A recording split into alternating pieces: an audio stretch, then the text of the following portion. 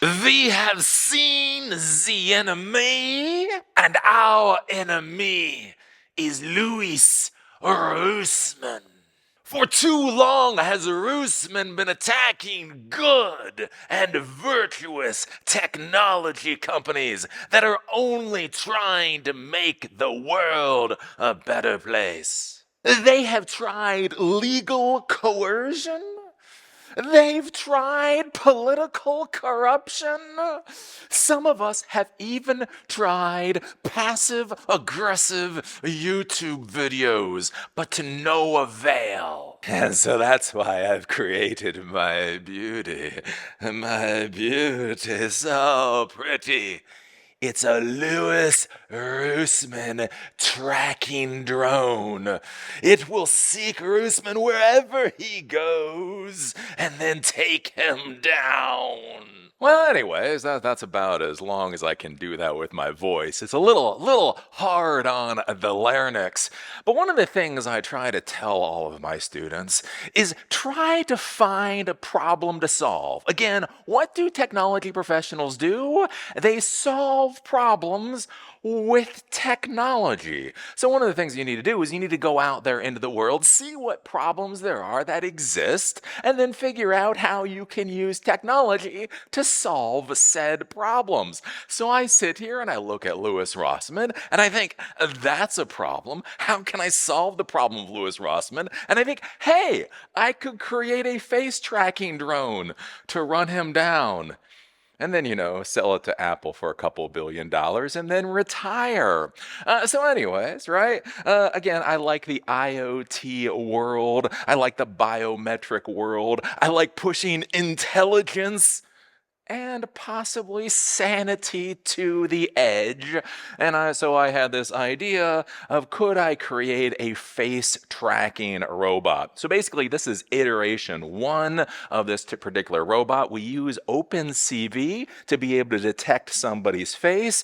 Based off of where that face is on the x-axis, it will move to the left or right to try to track that face. And depending on how big the face is in the screen, it will either move forward or move back or stay where it is. So basically we use the size of the face as an analog for distance. So basically just based off of where our face is, it'll move backwards, it'll move forwards, it'll move left, it'll move right. And this is all a completely self-contained robot. This does not have to be plugged into anything else. This does not even have a Wi-Fi connection. So again, you could connect this to network and serverless architecture and all that if you wanted to, but this is actually all completely self-contained, and I want to build on this particular project to do a lot of cool things going into the future. So right now this just tracks based off of face. One of the things that I want to do though is have it be able to understand when somebody's trying to communicate with it by seeing eyes. So not only can it see a face, but it can see eyes.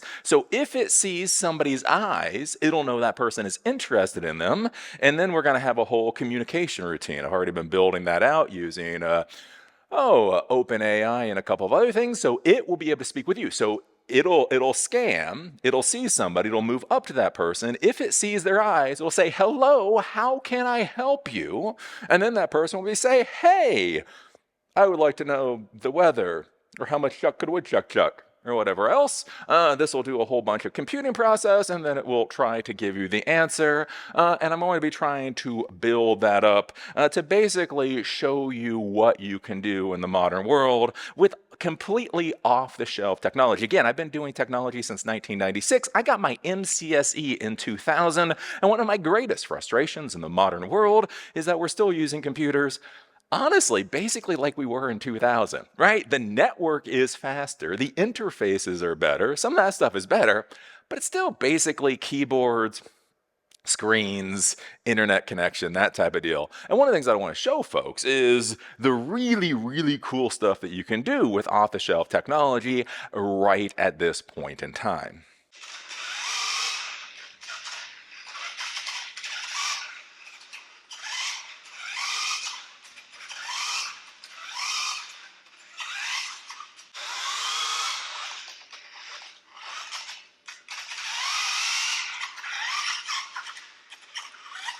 So let me give you a brief overview of the design of this thing, and then we'll rip it apart so that you can see the components a little bit better.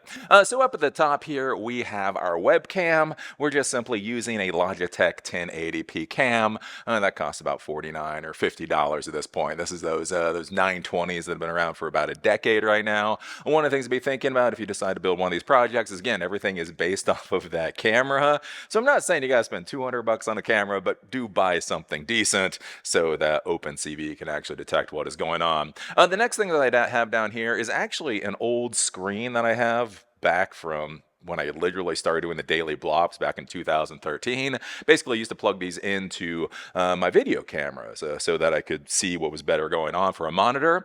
So what's nice here is I'm actually able to use this connected to my computer down here, and it shows me what's going on. So it's hard for you folks to see. I'll see how I'll edit this, but right, if this is the screen that it's seeing, right? That's a screen that it's seeing.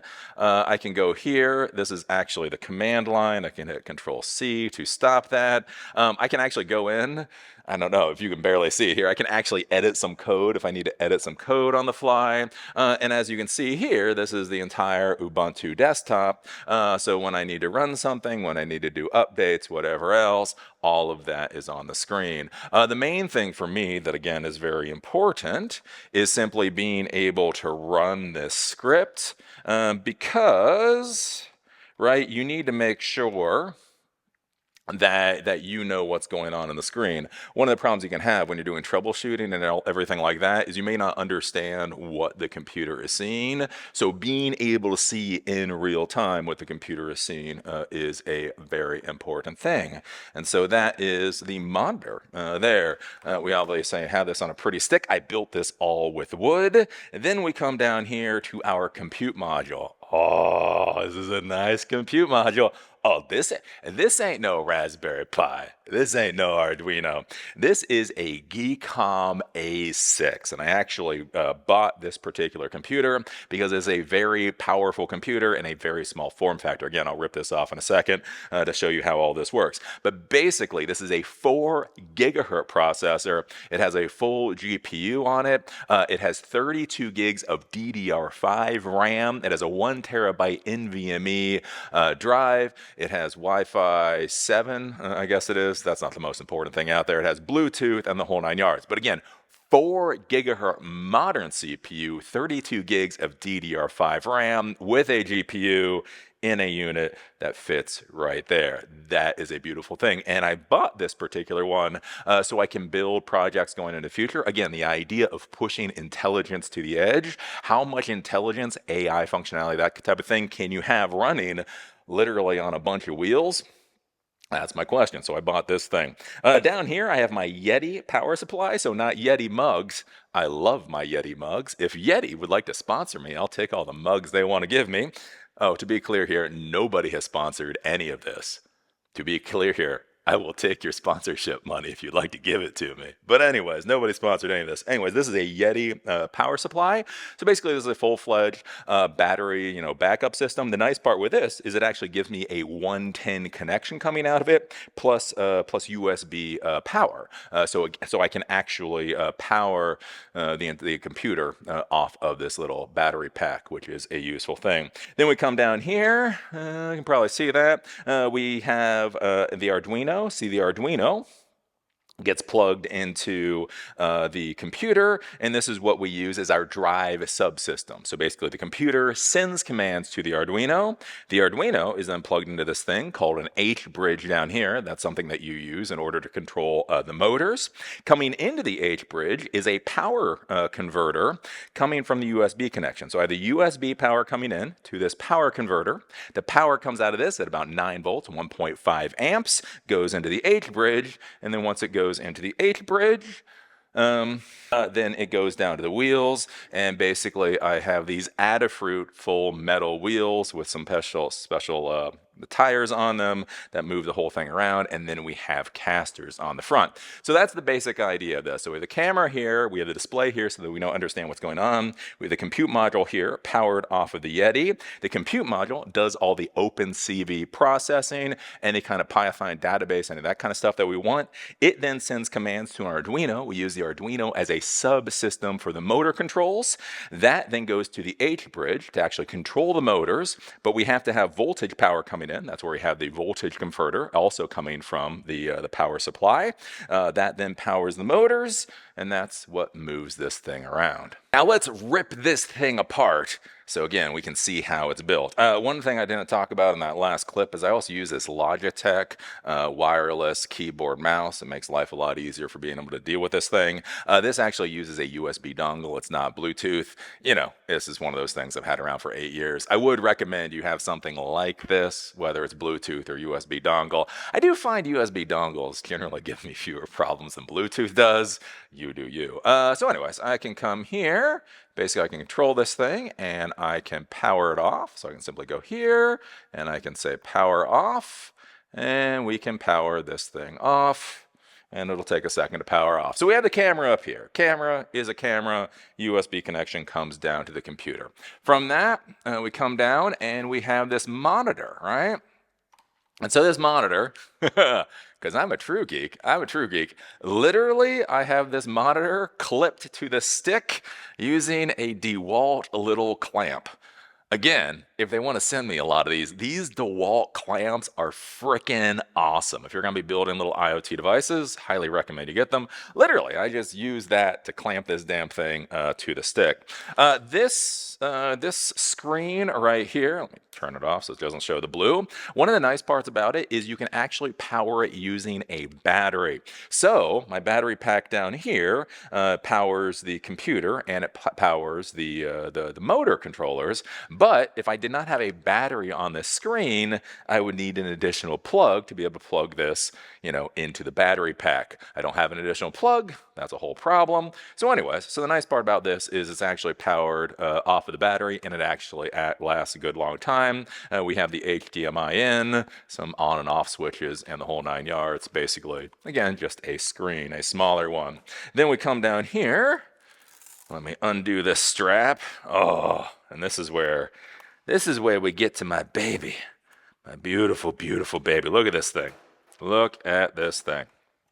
Let me unplug this thing. So this is, all told, everything together. This is everything that is required for this compute unit. So unfortunately, you buy the compute unit and the power supply is an additional bit. So the compute unit itself is just this, but when you have it on a robot, everything's got to go there, right? So anyways, we got this. As said, 4 gigahertz processor, 32 gigs of DDR5 RAM, terabyte NVMe storage, Wi-Fi 7, plus a whole bunch of different other things. We have a number of USB connections, so 1, 2, 3, 4 A-type USB connections. Then we have 2 C-type. Actually, we have 5 A-type USB connections, 2 USB-C connections. We have 2 HDMI out, so if you want multiple HDMI out. We also have a display port on here, and we also have a normal network port on here. And again, that's one of the reasons that I bought this particular computer. It is expensive. Even now, it's about $700 for this little box, but it has so much built into it. I feel pretty comfortable that I'm going to be able to use this for the next couple of years using very advanced projects. Again, one of the things that you have to be thinking about when you purchase equipment, especially equipment that costs money, is you don't want to spend $500 for a compute unit only to turn around and 4 months later have to spend another $700 for the compute unit that you really want. Like, a lot of people try to cheap it out. They're like, well, I'll just buy the Celeron version, or I'll just buy the whatever version. And they drop $200, $300, $400 on that. And then literally, as soon as they pull it out of the box, they realize that it's underpowered, and then they got to go buy the $700 box, right? So if $700 is too expensive, $1,300 is probably even more too expensive, if you get what I'm saying. But anyways, that's why I bought this little guy here. Very nice. Then we have the battery power supply down here. Again, I've got some straps to keep all of this strapped together. This is all built with wood and super glue and duct tape and spit and bubble gum. So anyways, this is a Yeti 200X.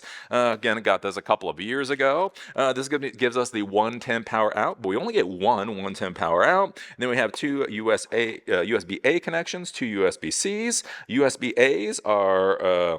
what are they? They're 2.4 amps, and then the USB-Cs, one is an 80-watt output. The other one can be up to a 60-watt output.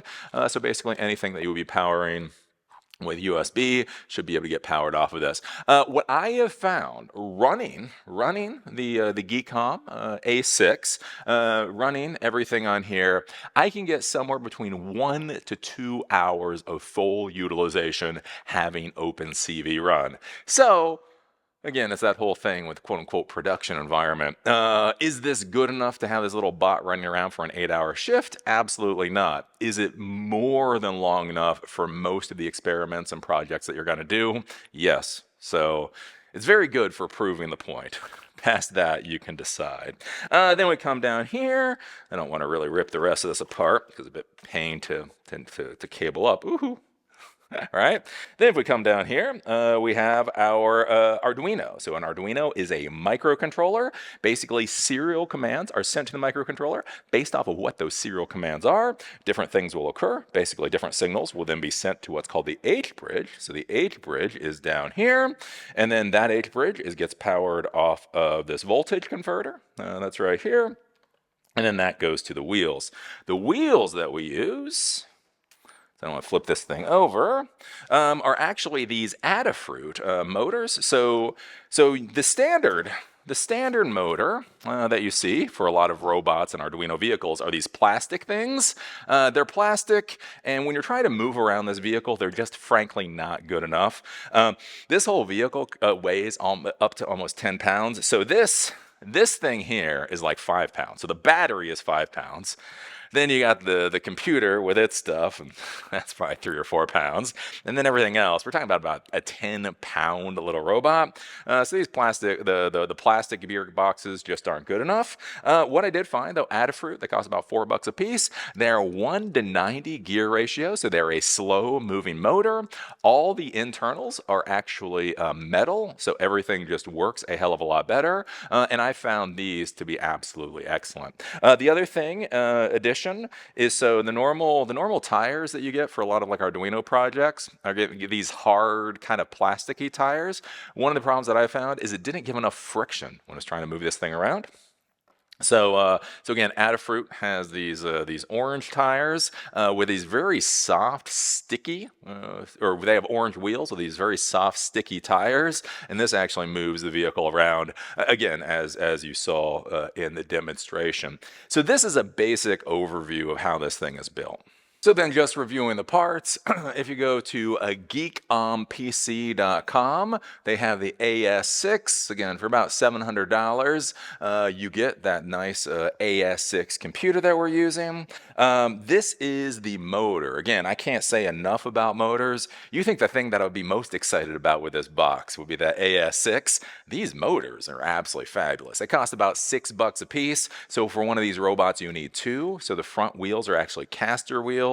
Then you have the back 2 motors to run this thing. So you can go to Adafruit and buy these little blue motors. Do make sure, again, for this type of robot, the gear ratio is 1 to 90. That gives a lot of torque, so that's a lot of power with slow speed, which is what I want for this particular type of robot. We then have the wheels. Again, this is the wheel here. Can't say enough about these either. Again, the inside is just a crappy plastic wheel, but the tires are really nice because they're flat tires and they got a stickiness to them. So especially moving around on cement and that type of thing, it gives you a lot of traction you don't necessarily get with other tires.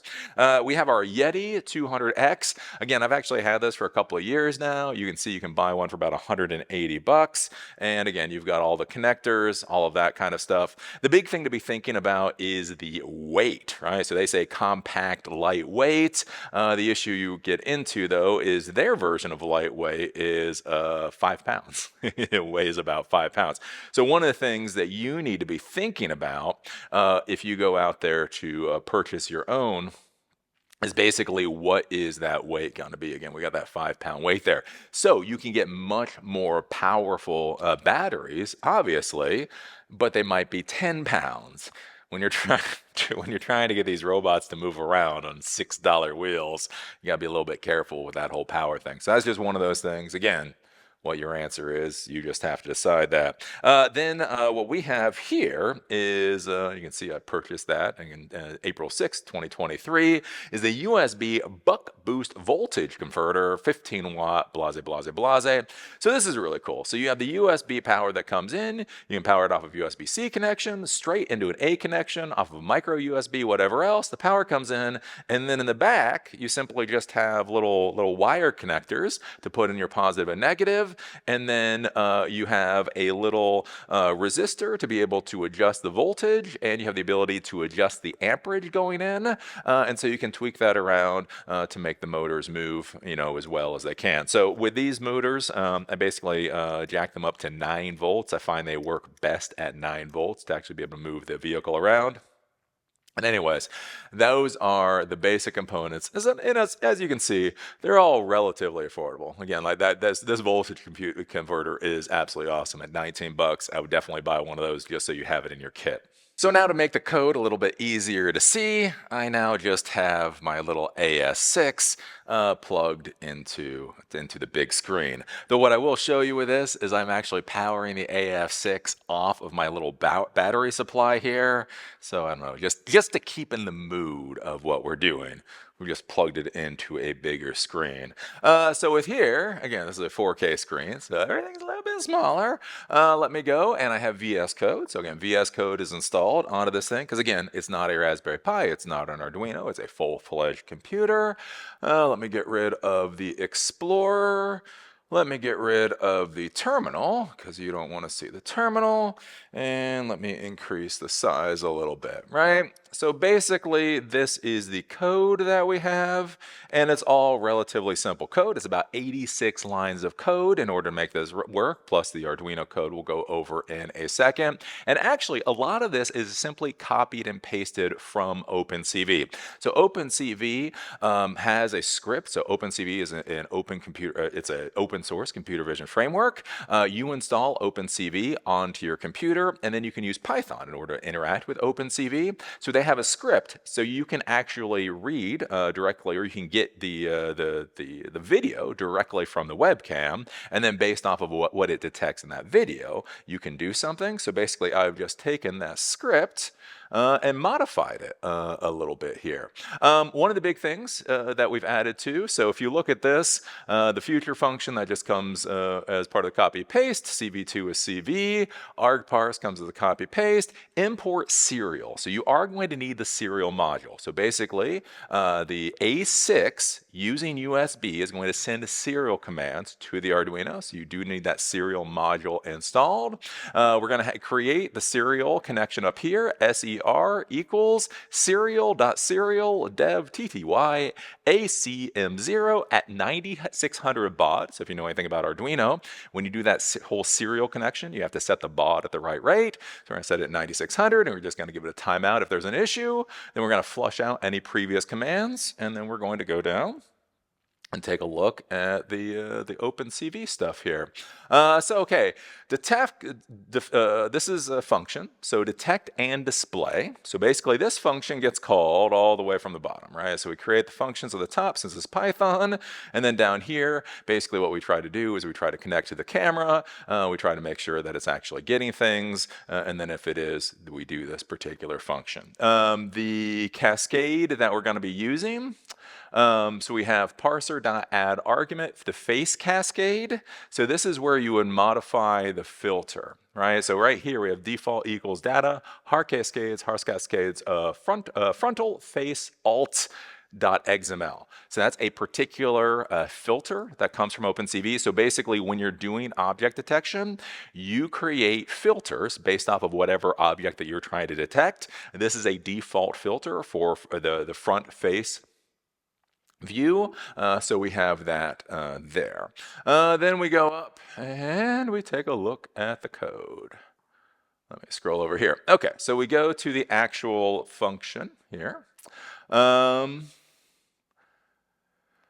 Let's see here. So frame equals gray. So this is where basically the video is turned into grayscale. Faces equal cascade. If length of faces equals 0, write stop. So basically, this is a big thing. Whenever you're creating any kind of these devices, making sure it stops when it doesn't get something right. When you tell it to start doing something, it will keep doing it all the way until you tell it to stop. So if you don't tell it to stop, it won't stop. So basically what this is saying is if it doesn't detect any faces, then stop. Send a stop command to the Arduino. We then look down here for the target. So basically what this is for is one of the issues that I was running into is that sometimes my little robot would detect multiple faces. So if you have it moving around for every face that it detects, it's going to be going spastic. It's going to be going spastic. So what I decided to do is basically I wanted to detect whatever face is closest to the middle, right? So the idea is that it's already looking at you. So if you move this way and if you move that way, your face is most likely going to be the one that's close in the middle, especially as it's moving with you. So if somebody else's face comes up here, or it erroneously detects a face that doesn't actually exist, it will still only move based off of the face that it sees in the center. Target, so this is x-axis, y-axis, height and width. That's a set, distance equals 0, closest equals 0. So basically this is the current distance. This is the closest distance that's been found for X, Y, W, H in faces. So faces is a list. Within the list is a tuple, X, Y, W, H. So if X is less than 320, distance equals X minus 320. If X is greater than 320, distance equals 320 minus X. So this is trying to give me the distance of the face from X, and I need to keep it as a positive number. That's why we do that. Else, just an additional else in there, we pass if for somehow you get something else. Then we come down here. If distance is less than distance closest, target equals X, Y, W, H. So basically, if the new distance is less than the closest distance, this is the new target. So it's going to be looping through. So we're trying to find the closest that it sees. So this will be the new target. And then distance closest equals distance. So basically, if the current distance is closer than the last closest distance, our target values change, and then the distance closest changes. We're going to print out that target value. If target 0, so target 0 is X, is less than 175, serial write, so write L next line. So write left. If X is less than 175, go to the left. If target is greater than 370, go to the right. If target 2, so this is for the width. So basically the width is the size of the face. We're using size of the face as an analog for distance. So basically if the width of the face, if target 2 is less than 110, go forward. So if the face is small, you want it to go forward, right? A small face, then you want to go forward. Target 2, again, width is greater than 160. So the face is big, then you're probably too close. You send the command to go backward, and so that's a serial write. Else, again, if anything else here happens here, you always want that default value to stop. Else, write S/N and print stop, and that's what gets that for you. We can see some old comments from old lessons. But anyways, and then past this is going to be printing out the X, Y, W, and H on the screen. So it will show me on the actual screen. You will have seen the display of the X, the Y, the width, and the height. On the screen, I'll show you that at 50 pixels to try to show you, again, what is the computer actually seeing, so you can use that for some troubleshooting routines.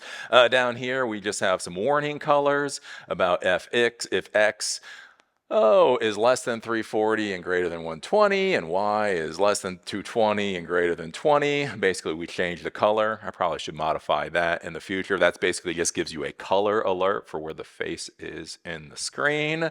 And then the rest of this is basically just the default parsers and arguments and all that kind of stuff. So I'll post this all onto to GitHub so you can take a look at this. This is not perfect code as it is. Again, this is a project that I'm going to be building on, but this kind of gives you an idea of how to build your the code for your own face tracking robot. Now, this is the code for the Arduino, right? So we use that serial module in Python on our AS6 that connects the USB connection to our Arduino, and then we use our Arduino as a drive subsystem to be able to drive the motors. One of the things that I will tell you, having used Raspberry Pis and a lot of different computers and things, is using Arduinos as either a sensor or a motor subsystem is a really, really good way to go. Even with Raspberry Pis, trying to control motors properly can be a real pain in the butt. So literally having a Pi send serial commands to the Arduino, it clears a lot of things up. Things like pulse width modulation and other things just kind of work better with the Arduino. So anyways, AS6 connected to Arduino, and then this is the code that's running on the Arduino. So with this, we're going to define left forward, left backward, right backward. So basically this is for the motors to be able to move forward, the left motor to move forward and backward, the right motor to move forward and backward, and there's pins, digital pins on here. If you don't know how that works, learn Arduino. Arduino is great. Then we have a string command here. We just kind of create a string.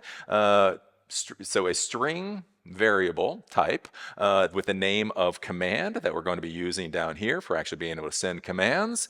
We then go to the setup routine. So this is where we do serial.begin 9600. So remember in that Python script where it said for the serial communication it was at 9600, this speed has to be the same. 9600 is kind of like the default standard. If you run into a problem, make sure you're using the right speed. Serial.println, so on basically if you're troubleshooting this, if you're actually running this from the serial monitor, this will just print out type command forward equals F, backward equals B, left equals L, right equals R, and stop equals S. Pin mode, these are digital pins. The pins on here are digital pins, so you have to set them to output. So pin mode, left forward output, left backward output, right forward output, right backward output, right? Basically, kind of standard stuff for setting up digital pins. All of this is really pretty darn simple. And then we're going to delay for 2,000 milliseconds or 2 seconds just to make sure this darn thing is on before we start sending it commands. Then we have our loop here. If serial is available. So if the serial communication is available, command equals serial.read string until /n. Right, so remember in the Python where I had the /n, L/n, S/n. So what this is saying is read until you get that next line character, basically the return character.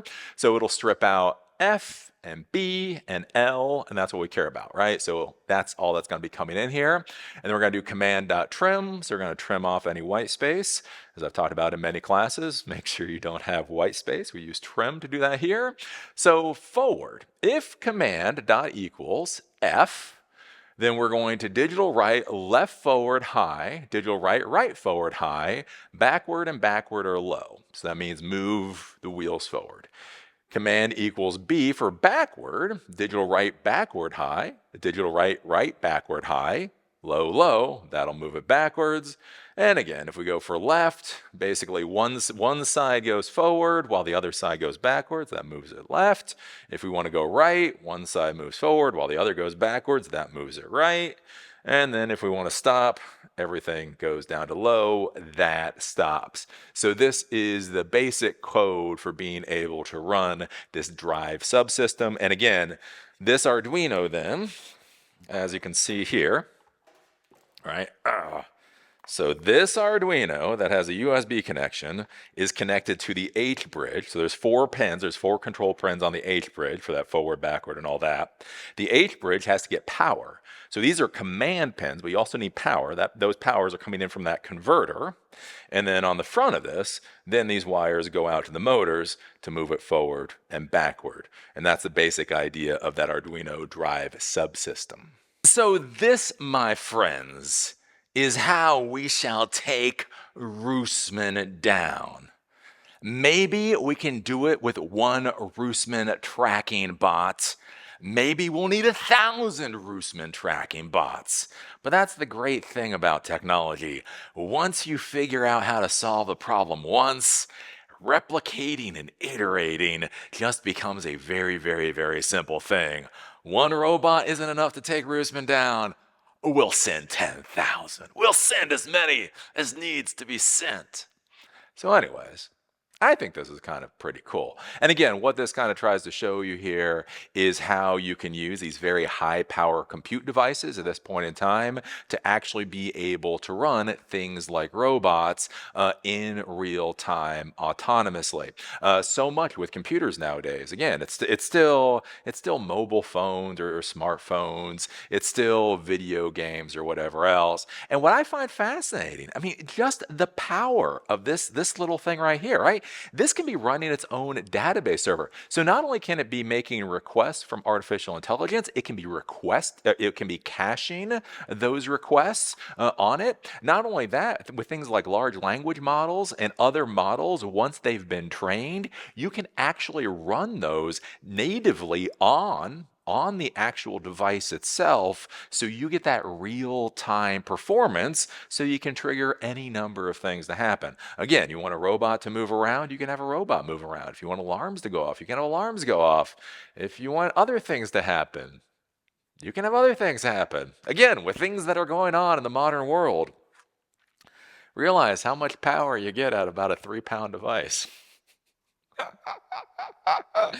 You know, you don't worry about GPS jamming so much if in a 3-pound compute device, you can actually have, some kind of autonomous drone literally being able to use computer vision and with other sensors to be able to understand really where it's at. Yeah, right. That's just some of the amazing stuff that's possible. So anyways, again, some of this code is a little janky. I'll probably, as I did this video, I realize I'll edit it a little bit before I upload it to GitHub, but it will be on GitHub. It is open for you to use. Everything that I'm showing you here, I don't even think could be copyrightable if I wanted to make it copyrightable. Again, the main code comes directly from OpenCV. You can go to OpenCV, download that video processing code, download the HAR cascades, and basically be able to create your own implementation if you understand how Python works. So yeah, that's about all I got to say. So as always, I enjoy doing these types of videos and look forward to seeing you on the next one.